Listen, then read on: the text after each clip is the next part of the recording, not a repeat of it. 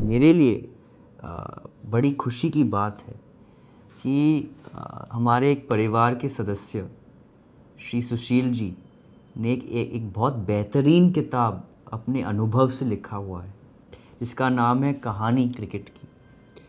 मैं चाहता हूँ कि हमारे सारे युवाएं जो यहाँ पे हैं देश में, मध्य प्रदेश में, वो जाके इस किताब को पढ़ें। जो हमारा धर्म बन चुका है, जो क्रिकेट है, इसके इतिहास के बारे में जानें, हमारे प्लेयर्स के बारे में जानें, और इसके साथ साथ जिस तरीके के साथ क्रिकेट का एवोल्यूशन आया है, विकास आया है, नियमों का, इंफ्रास्ट्रक्चर का, टेक्नोलॉजी का, उसके बारे में समझें। डीडी स्पोर्ट्स ने खासकर कि एक 13 एपिसोड्स बनाए हैं ताकि आप वीडियोस भी देख सकें इस किताब के बारे में। तो डीडी स्पोर्ट्स को और सुशील जी को मैं इस पर बहुत बधाई देना चाहता हूँ। क्रिकेट सिर्फ एक खेल नहीं, बल्कि करोड़ों भारतीयों की धड़कन है। और इस धड़कन को पहचान देने वाले रहे हमारे वो कप्तान, जिन्होंने हर दौर में भारतीय क्रिकेट को नई ऊंचाइयों तक पहुंचाया। 1932 में लॉर्ड्स की बालकनी से शुरू हुई ये कहानी, जब कर्नल C.K. नायडू ने पहली बार टीम इंडिया की कमान संभाली। फिर आजाद भारत के पहले कप्तान लाला अमरनाथ ने देश को नई उम्मीद दी। मंसूर अली खान पटौदी ने भारतीय क्रिकेट में आत्मविश्वास और आक्रामक सोच जगाई। अजित वाडेकर ने विदेशी धरती पर जीत का सपना सच किया। और फिर आया वो ऐतिहासिक पल, 1983, जब कपिल देव ने वर्ल्ड कप उठाकर भारत को विश्व क्रिकेट की ताकत बना दिया।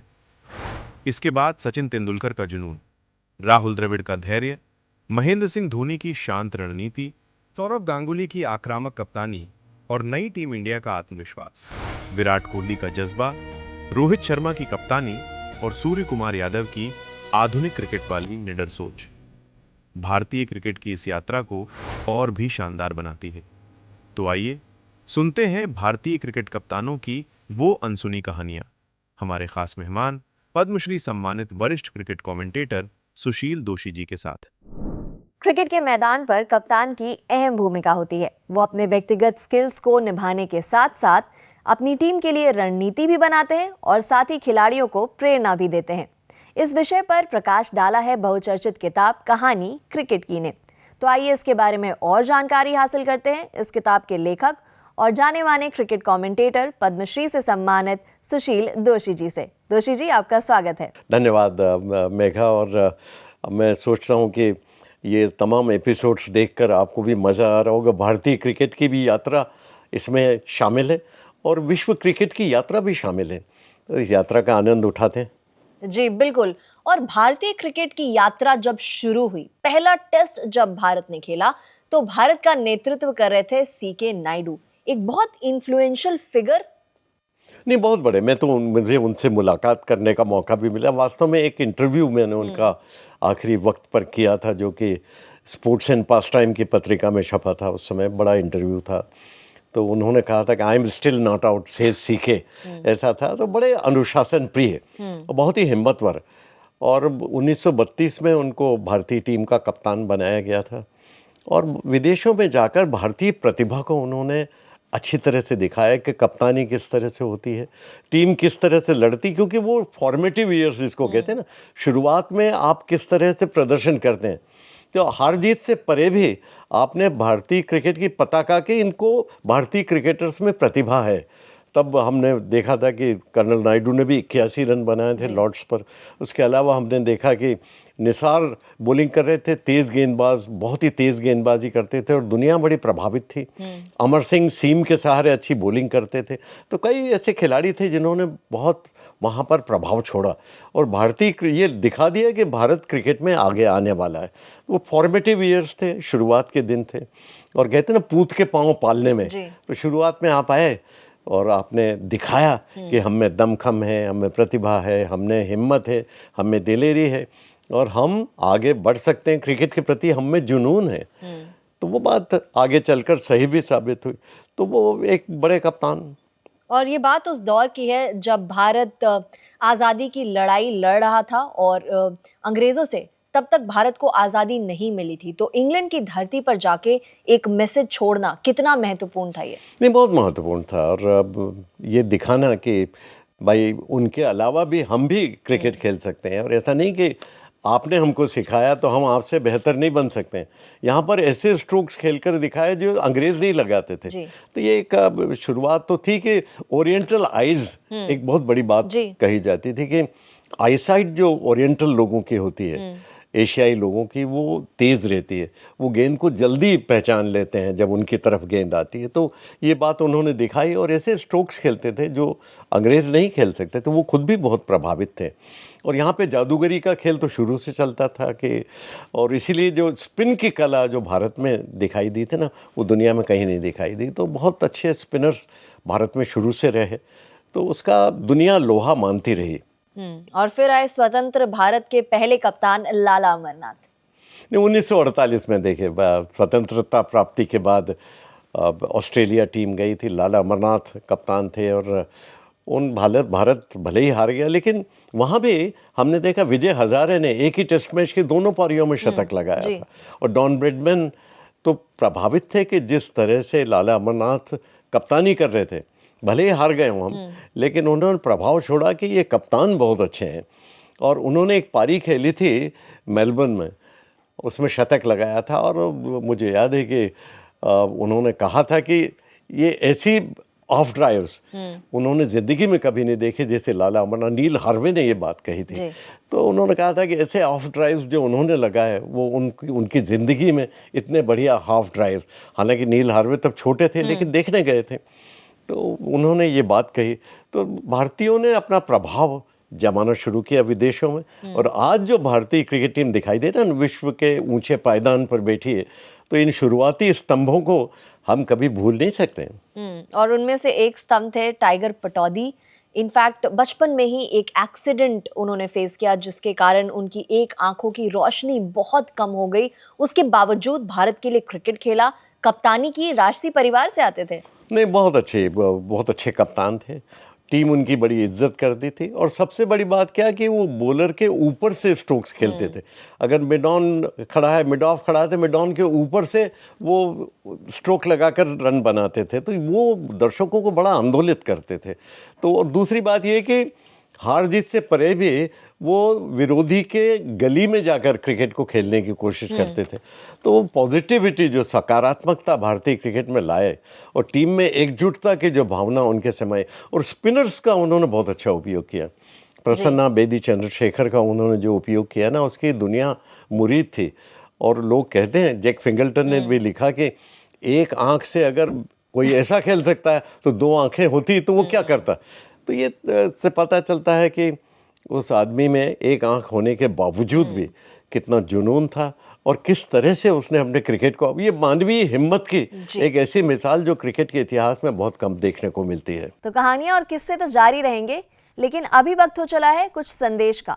फिर मिलते हैं ब्रेक के बाद। आज हम ऐसे व्यक्ति के लिए बात करने जा रहे हैं जिनका क्रिकेट से संबंध पिछले 50 साल पुराना है।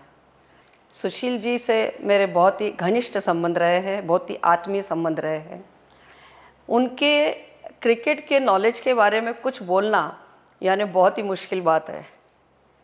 जिन्होंने भारत के छोटे से छोटे गांव-गांव तक क्रिकेट को पहुंचाया अपनी कमेंट्री के जरिए, जिन्होंने ऐसी जगह पर क्रिकेट को पहुंचाया कि लोग क्रिकेट के बारे में जानते नहीं थे, लेकिन उन्होंने अपनी कमेंट्री से इस तरह से उन्होंने पब्लिक को बताया कि जो लोग क्रिकेट नहीं भी जानते थे उन्हें ये एहसास हुआ कि क्रिकेट खेल क्या है, क्रिकेट में किस तरह से खेला जाता है, क्रिकेट की पोजीशन क्या होती है।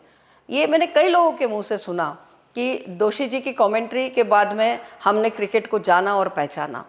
क्रिकेट के बारे में काफ़ी डीप नॉलेज रखते हैं वो, चाहे वो क्रिकेट हो, क्रिकेट की कोई फील्ड प्लेसिंग हो, क्रिकेट के शॉट्स हों, अंपायर्स के बारे में, प्लेयर्स के बारे में, उनका अपना नॉलेज बहुत बहुत ही गहन है। आज की जो कमेंट्री है उसमें और सुशील जी की कमेंट्री में बहुत फ़र्क है। मैं उन्हें बधाई दूंगी।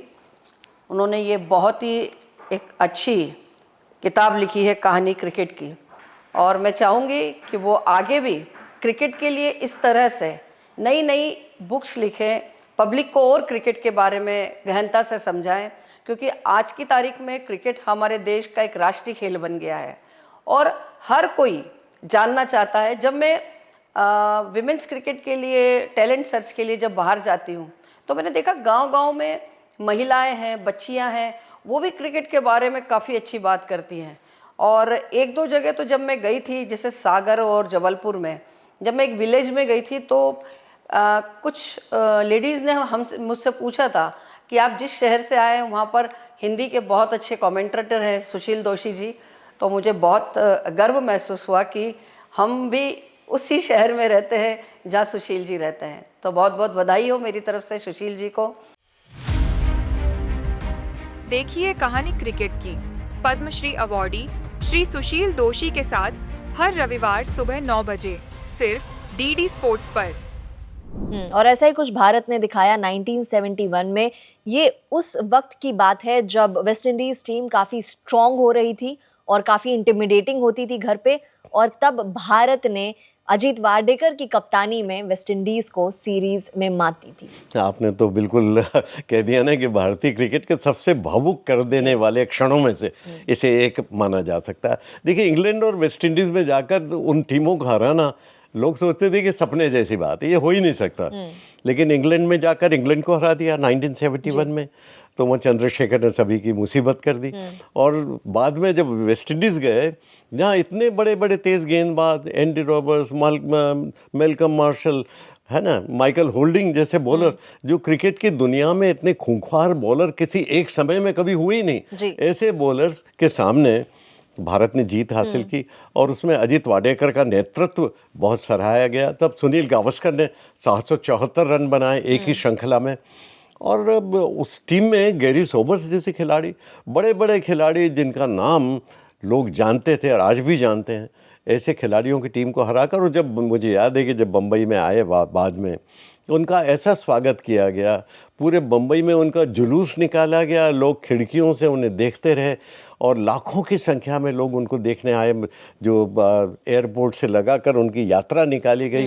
ये भारतीय क्रिकेट का बहुत गौरवशाली क्षणों में से इसको एक माना जा सकता है। 1971 ने भारतीय क्रिकेट का परिदृश्य काफ़ी हद तक बदल दिया।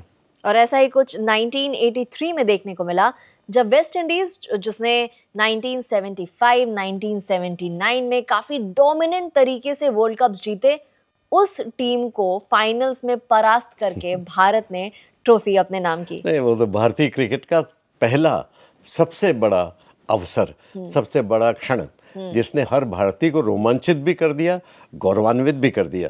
तो देखिए, सोच रहे थे लोग, खुद भारतीय टीम नहीं मालूम थी, उनको नहीं पता था कि भारतीय टीम जीत जाएगी विश्व कप।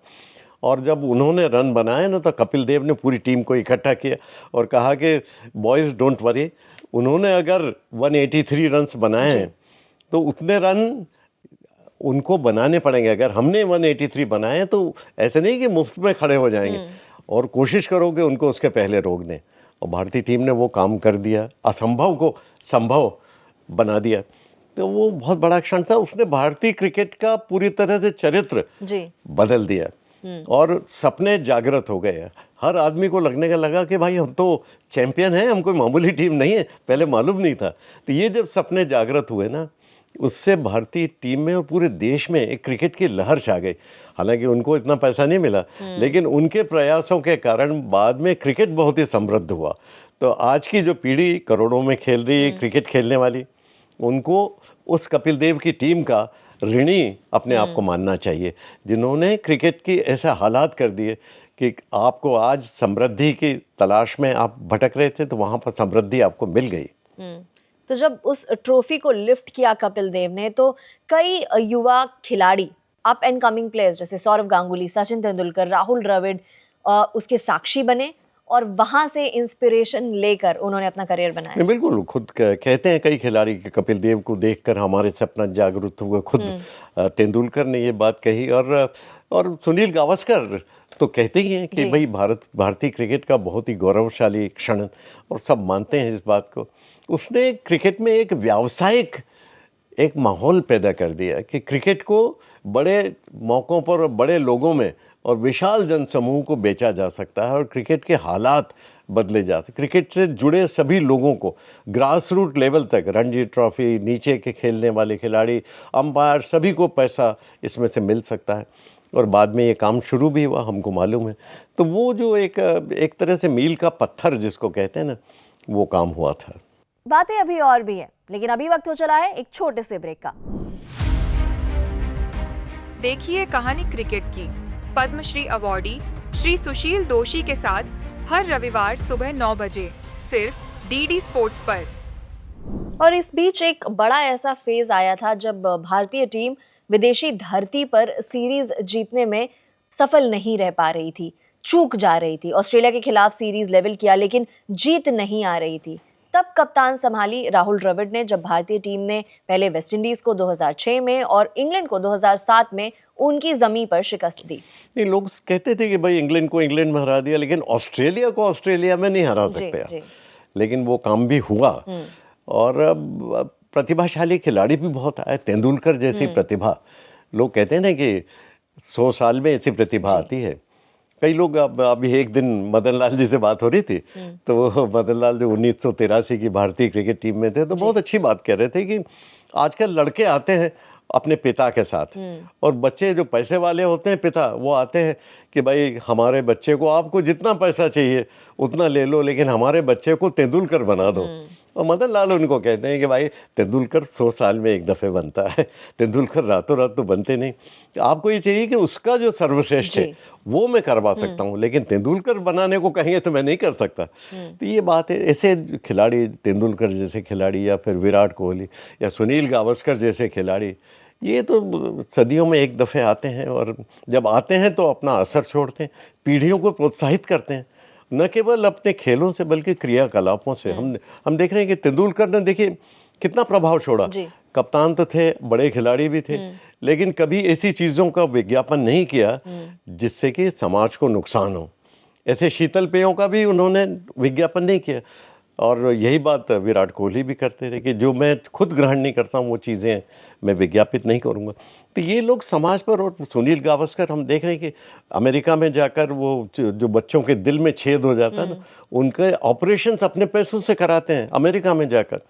और वो ये भी कहते हैं कि मैं, अगर दाहिने हाथ से आपने दान किया तो बाएं हाथ को पता नहीं चलना चाहिए। तो इतनी बड़ी बड़ी बातें, इतने बड़े बड़े खिलाड़ी जो न केवल अपने खेल से बल्कि अपने स्वभाव से भी और अपने बर्ताव से भी पीढ़ियों को प्रेरणा देते हैं। बर्ताव से प्रेरणा देने की आपने बात की, और इस संदर्भ में नाम आता है महेंद्र सिंह धोनी का, जिन्हें कैप्टन कूल कहा जाता है। पहले टूर्नामेंट में जो कप्तानी मिली वो था T20 विश्व कप, और वो पहला T20 विश्व कप था, और उसमें भारतीय टीम को जीत दिलाई। और फिर वहां से सिलसिला शुरू हुआ भारतीय टीम का वापस आईसीसी ट्रॉफीज जीतने का। बिल्कुल, आपने बड़ी बढ़िया बात की कि 2007 में जब विश्व कप शुरू हो रहा था T20 का, तो भारतीय क्रिकेट कंट्रोल बोर्ड ने विरोध किया था इसका कि T20 वर्ल्ड कप होना नहीं चाहिए, क्योंकि इसको बड़ा क्रिकेट मानते नहीं थे। लेकिन महेंद्र सिंह धोनी के नेतृत्व में टीम गई, और तब तेंदुलकर नहीं गए थे वहाँ पर, लेकिन ये टीम एक नई नवोदित टीम गई थी।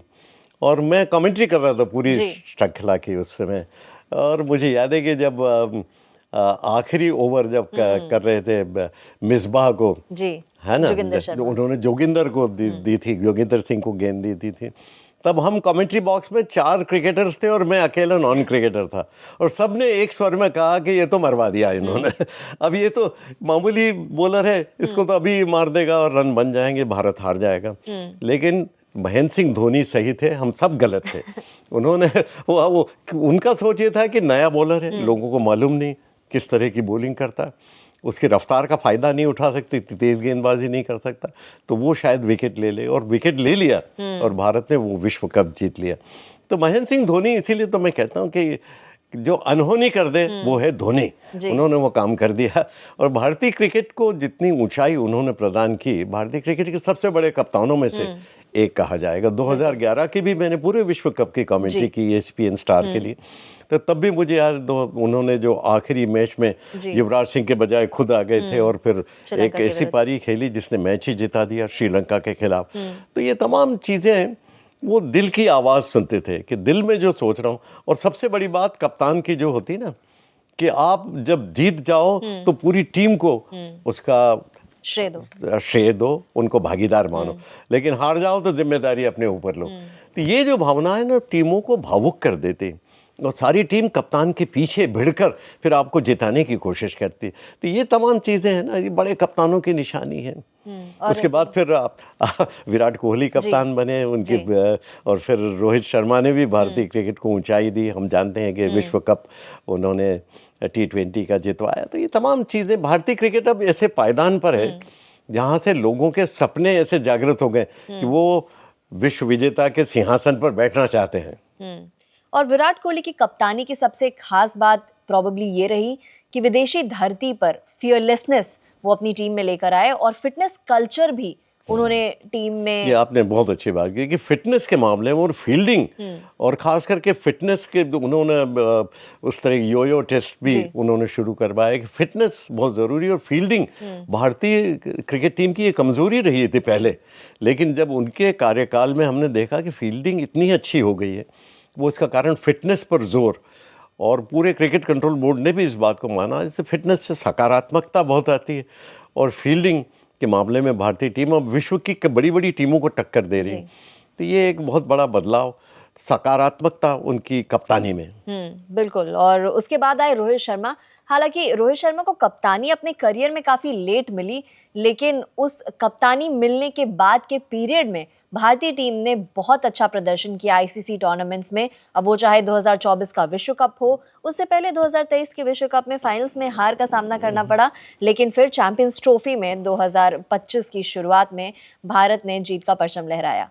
नहीं, बिल्कुल, T20 वर्ल्ड कप जिस तरह से जीता, तो वो तो एक बहुत बड़ी घटना फिर से, क्योंकि दूसरी बार देखिए 2007 में जीते और फिर अब जीते, तो ये एक फिर से भारत गौरवान्वित हुआ। और लोग कहते हैं कि भाई एक साधारण परिवार से आकर, बचपन से मेहनत करके, अपनी मेहनत, हिम्मत, दिलेरी और जुनून से जिस तरह से वो एक भूमिका अदा करते हुए ऊपर बढ़े, एक साधारण खिलाड़ी से बढ़कर महान खिलाड़ी की भूमिका बने, महान कप्तान बने, ये सब नई पीढ़ी को तो प्रेरणा देता है कि भाई हम गरीब भले ही हों, लेकिन अगर मेहनत करते हों और चीज़ों के प्रति समर्पित हों और प्रतिभा में हो और अपनी योग्यता को पहचानते हों, तो फिर आप निश्चित रूप से वहाँ पहुँच सकते हैं जहाँ के सपने आपने अपनी ज़िंदगी में देखे हैं। और भारत ने फिर 2024 के बाद 2026 में T20 विश्व कप के टाइटल को डिफेंड किया, और तब कप्तानी संभाल रखी थी सूर्य कुमार यादव ने, जो अपने 360 डिग्री खेल के लिए जाने जाते हैं। नहीं, बिल्कुल, अब वो परंपरा जारी है और भारत अभी भी अच्छा प्रदर्शन कर रहा है, क्योंकि मैंने कहा ना, सपने जागृत हो गए हैं। आम भारतीय क्रिकेट प्रेमी के सपने ऐसे ऊंचे हो गए कि वो जीत के सिवाय कुछ भी बर्दाश्त नहीं करता। अब पराजय होते ही लगता है कि ये क्या हो गया। तो ये जो बात अच्छी बात है, ये दबाव रहता है और खिलाड़ियों को बेहतर प्रदर्शन करने के लिए हमेशा जागरूक रखता है। तो ये अच्छी बात है। भारतीय क्रिकेट अगर वहाँ पहुँचा है जहाँ लोग अपेक्षा कर रहे हैं कि आपको जीतना ही चाहिए, तो ये एक अच्छी पायदान कही जाएगी। ये बहुत महत्वपूर्ण है, क्योंकि बीच में एक ऐसा फेज आया था जब भारतीय टीम नॉकआउट्स तक पहुंचती थी, और कई बार नाबाद नॉकआउट्स तक पहुंचती थी, लेकिन उसके बाद फिर उसे हार का सामना करना पड़ता था। तो काफ़ी ऐसे हार्ट ब्रेक्स भारतीय फैंस के बीच में देखे। नहीं, जीत हार तो देखिए चलती रहती क्रिकेट में, क्योंकि देखो, मैं हमेशा कहता हूँ कि आप अकेले नहीं हैं जो अपनी टीम को जिताना चाहते हैं। विरोधी टीम भी कोई चूड़ियाँ पहनकर तो आई नहीं, वो भी अपनी देश की टीम को जिताने के लिए सब कुछ प्रयास कर रहे हैं। तो 2023 में ज़रूर हमको वनडे क्रिकेट में पराजय मिली, लेकिन फाइनल तक पहुंच गए थे। उसके पहले हम अपराजित थे, जैसा आप कह रहे हैं, लेकिन फाइनल में कोई बात नहीं, हार गए। ऑस्ट्रेलिया ने बेहतर प्रदर्शन किया तो दूसरों के बेहतर प्रदर्शन की भी प्रशंसा करने आनी चाहिए, तो कोई बात नहीं। लेकिन भारतीय क्रिकेट टीम वहाँ पहुँच रहा है कि विश्व कप फाइनल के जीत के नज़दीक पहुँचता, मुहाने पर पहुँचने लगा है और जीत की अपेक्षा की जा रही, ये एक बहुत अच्छी पायदान भारतीय क्रिकेट के लिए कही जाएगी। जी बिल्कुल, और बहुत सारी जानकारी इस शो में हमें आपके ज़रिए मिली। आपका बहुत बहुत धन्यवाद। ऐसी ही रोचक किस्से और कहानियाँ हम आगे लेकर आते रहेंगे। शुक्रिया मेघा जी, आप इतनी बातें खोद खोद कर निकाल रही, और सभी दर्शकों को नमस्कार, धन्यवाद।